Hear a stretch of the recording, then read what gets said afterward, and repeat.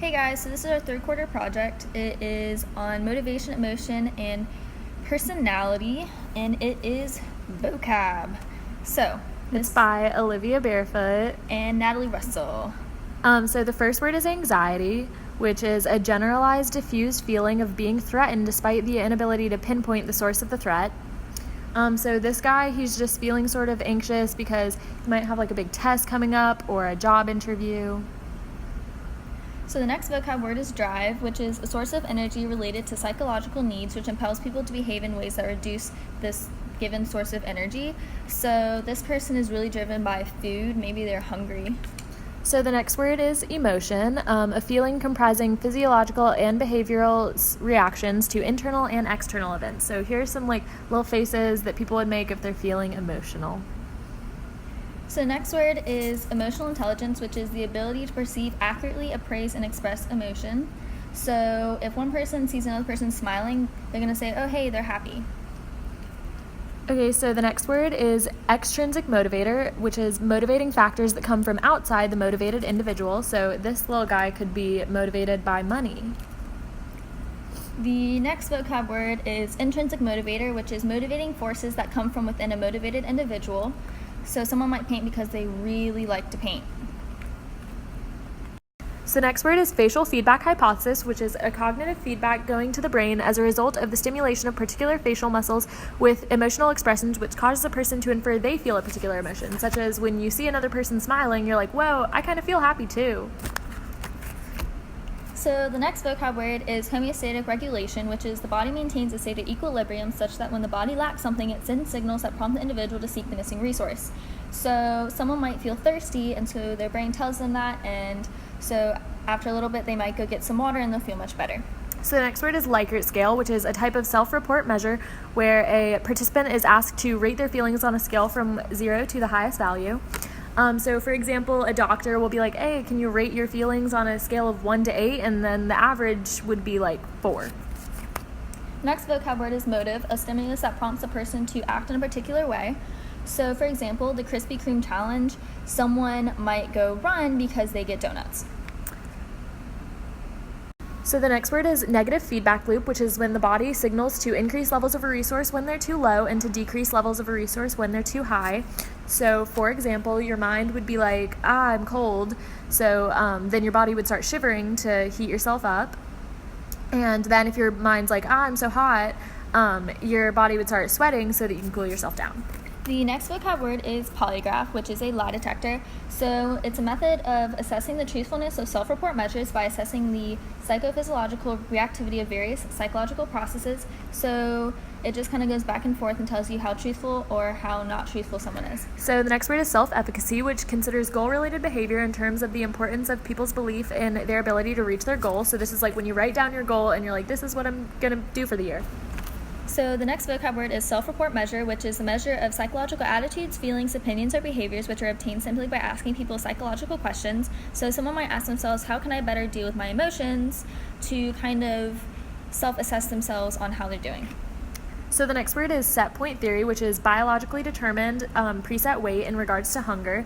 So then when you're a baby, you would have a set weight of what you're going to be when you're older.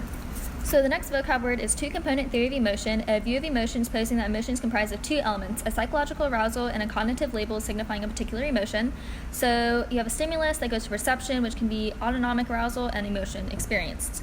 So the next word is anorexia nervosa, a mental disorder in which an individual doesn't eat enough to avoid starvation, but despite food availability. Archetype is a universal and inherited human tendency to perceive, act on things in particular ways as evidenced by similarities among myths, legends, stories across cultures. So, like, father figure is always seen as manly, tough, and protective. So the next word is cardinal trait, which is a single personality trait that is so salient in a person's personality that almost every single thing they do somehow relates to that trait. So if a person's angry, there might be different traits coming off of that, like upset, frustrated, mad. Next vocab is central trait, which is 5 to 10 most salient traits in a person's disposition affecting much of the person's behavior.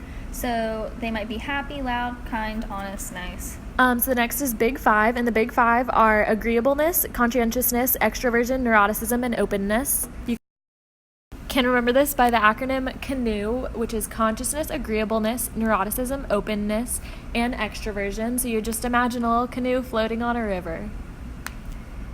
Next vocab is collective unconscious, a construct by Jung that contains memories and behavioral dispositions that all people have inherited from common ancestors. So maybe if someone's like naturally happy, it feeds down through the family tree, and now you're happy. So the next word is complexes, which are clusters of independently functioning, emotionally tinged, unconscious thoughts. So, for example, like the birthday was dramatic, the wedding was emotional. So the next vocab word is defense mechanisms, which is denial, displacement, fixation, projection, rationalization, reaction formation, regression, repression, and sublimation. So it's your body trying to get rid of anxiety. So the next word is determinism, which is people's behavior is ruled by forces over which the people have no control, so like fate. The ego is a psychodynamic concept which responds to the real world as it's perceived to be, so it's a person just kind of existing. So the next word is superego, which is a psychodynamic concept which comprises all the internalized representations of the norms and values acquired during early psychosexual development. So next is the id, which is the most primitive psychodynamic concept where conscious instinctual thoughts and urges occur, so it's the little devil on his shoulder. Next word is electrocomplex, which is a Freudian belief that during the phallic stage of the psychosexual development, girls feel sexual desires towards their fathers. So next is the Oedipal conflict, a Freudian belief that during the phallic stage of psychosexual development where boys feel sexual desires for their mothers.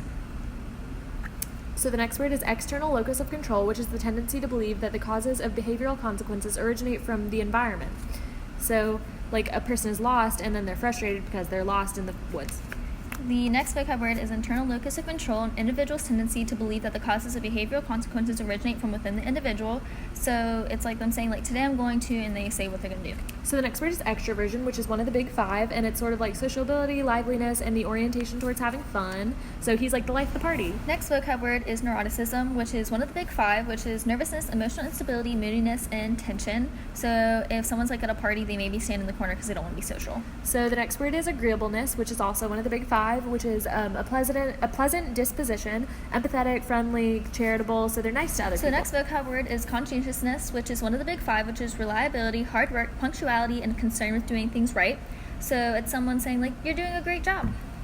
So the next word is openness, which is also one of the big five, and it's like imaginative, intelligent, curious, and aesthetically sensitive. So they're going to think logically, creatively, artistically.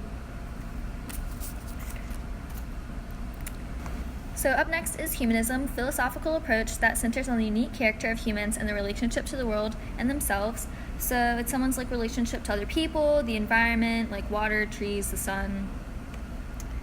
So the next word is idealistic principle, which is a principle of the superego which guides a person's actions in terms of what they should do based on internalized authority figures. So next is the inferiority complex, which is people organize their thoughts, emotions, and behavior based on the perceived mistakes and feelings of inferiority. So it's someone thinking like maybe everyone's better than them. So the next word is object relations theory, which is concerned with how people relate to one another and with how people conceptualize their relationships, which is like a Facebook relationship status of like, what do you want to say there?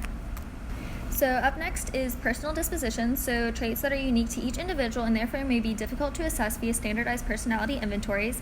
So, because different people might be happy, optimistic, and clumsy. Some people might be depressed, angry, and frustrated, sad, quiet, upset. So the next word is personality, which is enduring characteristics and dispositions of a person that provide some degree of coherence across various ways in which the person behaves. So up next is personal unconscious, a concept by Jung in which a part of the mind stores each person's personal experiences and represses memories. So it's like your mind, and there's a certain reserved section for those things. So the next one is person-centered approach, which is a humanistic approach, which strongly emphasizes the self in each person's perception of their self. So it's like a person looking in the mirror. So next is the pleasure principle, where the id irrationally pursues immediate gratification of libidinal urges regardless of external realities. So someone wants something now. So projective tests are psychological assessment based on psychodynamic theory in which the individual's unconscious conflicts may be represented in responses. So psychoticism is characterized by solitariness, detached relationships, and a lack of feeling. So the next word is the reality principle, and it's the ego responding to, as rationally as possible to the real world. So like, you're dumb. Bro, just chill. So reciprocal determinism is the principle of a personality theory that attributes human functioning in an interaction among behavior, personal values, and the environment. So your personality goes with behavior and all that stuff. So the definitions were by Sternberg. Thanks for watching.